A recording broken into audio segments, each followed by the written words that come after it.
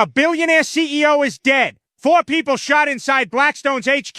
And the media's talking about the NFL? Nah, you ain't crazy. They're covering it up. Because when the internet laughed, memed it, and called it Luigi, they realized this wasn't just tragedy, it was a fucking signal. A message from the broke, from the ignored, from the generation that's done watching billionaires die of old age. So why aren't they saying her name? Because if they tell the truth that Wesley LePatner was a high-ranking, high-profile real estate exec, they got to admit something way bigger, that this system made people numb, that Wall Street deaths don't hit like they used to, that we're not sad anymore, we're just watching the scoreboard. So let's break down why they're barely saying her name, and when they do, it's like Blackstone employee, respected mom, tragic loss, cool. But who was she? She was the fastest-kicking CEO of Bright. Exactly. Not some middle manager, not someone grabbing a coffee in the lobby. She ran a $53 billion real estate trust. That's not an employee, that's a power broker. So why downplay it? Because if people knew what Bright really does, they'd stop calling it a tragedy and start calling it blowback. Bright Blackstone Real Estate Income Trust was founded in 2017. They've spent the last 8 years swallowing the housing market like a fast-kicking void. We're talking $105 billion worth of homes ripped off the market, bought in bulk with cash, no negotiation. You try to put in a mortgage offer, they outbid you in seconds. You're not competing against families anymore. You're competing against Wall Street with a war chest, and they don't sell. They don't flip them. They don't resell. They hoard the homes and turn every single one into permanent rental inventory. So now, that house you dreamed of buying, you're paying double to rent it from a private equity firm. And guess who sets the rent price?